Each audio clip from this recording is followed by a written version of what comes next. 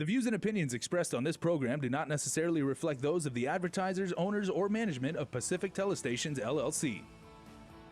For comments, opinions, and questions, please email Jess Lujan at jessthebuzz@gmail.com.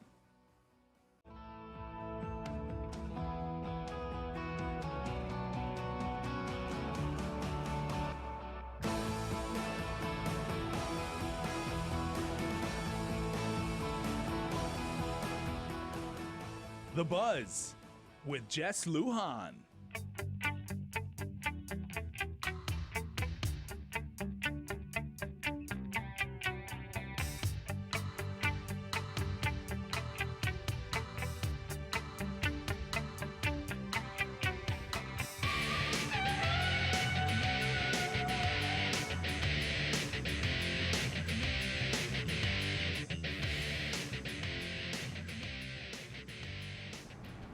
Good evening, Guam. I'm Jess Lujan. Yes, we are still on the road, or on the water, I might say. Actually, we're on board the Falker, and I've got of course, the communications manager for the Scripps Ocean Institute, Carly Weiner. How you doing? I'm good. Welcome back. Hey, thank you very much. So we're aboard. We're on the top side of the Falker right here. So tell us about the Falker. Absolutely. So Schmidt Ocean Institute's research vessel Falkor is a 272-foot vessel, and we are happy to be here in Guam for our third time, getting ready to do more research later this year. We've done quite a bit already here in Guam. We were here in 2014 in the Mariana Trench, where we discovered the world's deepest fish, the ghost fish. The ghost fish. Yeah. And Katamona fish. And last year we were back here again in the Mariana back arc, so the back of the trench, where we discovered 3 new hydrothermal vents. Wow. Okay. So what does that mean? Hydrothermal vents. What is that? Yeah. So hydrothermal power. We need some more power here. It's true. This is a very unique deep sea ecosystem that we're still learning a lot about. We don't know that much about it, which is why scientists want to go and explore these important areas. But essentially, what it is it's an underwater hot spring of a volcano that's spewing out extremely hot water and creating a very unique ecosystem with species, with critters, lots of animals that are living off of these very unique vent systems. So obviously you have species that are existing there that would not exist anywhere else. Exactly. Wow. And really because they are using chemicals for energy instead of light, they're chemosynthetic, so they're adapted and highly specialized to those systems. Wow, that's interesting. And I've got to say that folks can follow you guys, right? Through, again, social media? Yeah. Absolutely. Yeah. All of our cruises, we have daily blogs and video blogs, and when we are putting robotic vehicles in the water, we live stream on our YouTube and also updates on our social media pages. And later on, actually, we're going to be going to, I guess we're going to be talking to the captain. Absolutely. Okay, so maybe piloting the boat, captain of the boat, and then we're going to be talking to the science, the folks that are dealing with some of the science on board, Absolutely. We're really, really lucky in that we have scientists from all over the world applying for ship time, and so we have new scientists coming on every time we do a cruise and do a variety of science from hydrothermal vent, deep sea research, to mapping and water testing. Yeah. So look, for the kids that are listening out there or viewing us, actually watching the show tonight, the schooling that people, again, the crew on board the Falker here, and of course in charge of Sebastian here. Okay, what kind of backgrounds do they come from? Well, the best thing is it's a unique background. There's all kinds of different jobs on board. We have people from all over the world, a really international crew. So our brand new ROV Sebastian has an engineering team dedicated just to working on Sebastian and making sure she's up and running. On board we have bridge officers, engineers, deckhands, chefs, communications. So we've got a really comprehensive team. Well, no, fantastic. And we're going to be talking again to some of the folks that are going to make this thing possible. And they can follow you, of course, on social media as well. But down the line, I mean, actually, you guys are going to be coming back because you're going to be testing Sebastian in this go around, right? You're going to be testing Sebastian. You're coming back and things go all right. come back in November. Late November, November. Okay. Now, would that be documented? Would you have the, Absolutely. We're going to go to the Mariana Back Arc, and we'll be doing live streaming, and we're excited to see what we find. No, this is fantastic. You're inviting school kids to come on board the Faulkner too, that's right? Yeah, we've had over 300 visitors so far in the last week and a half, so we really like to get into the community wherever we go to port and really showcase what we're doing and get interest in science. Yeah, no, again, the interest, this part of the world, a couple of years ago, I mean, we've covered you, I mean, you've were on the Buzz about a year ago, basically. That. But even prior to that, you've also had, I don't know if you guys associated with James Cameron, but his crew was down here as well. A couple years back, I think it was. So explain to us just real quickly, manned versus unmanned vehicles. Sure. Okay. So manned vehicles obviously are manned with people going in the vehicles. Our ROV Sebastian is an unmanned vehicle, which means that it is operated by people but from the ship. And it has an umbilical which it allows it to stay connected to the ship, talk to the ship, and have a tether. There we go. And again, Jason, the ultimate job here, and I tell you, going down to the control room, you would love this. You would have loved this assignment, but we got it. Anyway, hey, when we come back, because we're going to be talking to the captain, right? Yes. We're going to be talking to the captain of the Faulkner, and he's going to tell us how he got here. What map did he use to get here? Or did he go by the stars?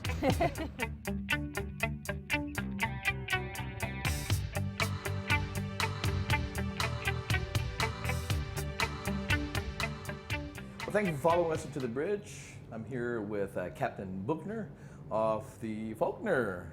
Captain, how you doing? Very good, thanks. I'm sitting in your seat this time. So you're my co-captain today. Okay. Okay. Anyway, but thank you. How did you get involved? You're a captain. Obviously, you were a captain previously, prior to coming on a research ship. What does it take to be a captain of a research ship? Well, first of all, it doesn't take much different or anything different than being captain on a big ship or on a ship which travels in the worldwide trade. So the training and the career is pretty much the same as you would find on a cargo ship or on a passenger ship. In fact, I was working on smaller expedition cruise ships before I came here. However, I started off on a research vessel, on a German research vessel, when I was a young apprentice officer. Okay. And so I always had the liking and the desire to come back to exploring and come back to the science and to the ships who go out there to discover new things. So what's the big difference then? Because you're going to be actually you take scientists to places that are known, but to look for things unknown. Whereas when you were a captain, you go from point A to point B. You basically kind of That's true. Yeah, there is a difference, of course, in our routings, in our way how we have to plan our voyages. But that's part of the fun and the challenge on a research vessel, to basically provide that service to the scientists and to be knowledgeable, flexible, and proficient enough to then deal with the requirements of them to go to remote places. So a lot of the navigational requirements for these remote places are obviously different than if you would go on a very well used shipping line from, let's say, Hamburg to New York or so. Sure. So we need to be more aware of uncharted waters. We need to be aware of when we go close to shallow waters, reefs, and so. And we need to have people here on the bridge which are really know what they're doing, and then we can provide that service, and then we can actually go to these places and put our instruments in the water. So here we are, we're on the bridge. This is the captain's seat over here. So how many again, crew members here does it take, again, to run this operation here? Well, on a normal watch, and if you would be in transit, you would probably during the day find only 1 or 2 persons up here. That is always the watch officer who is manning the bridge watch, as we call it.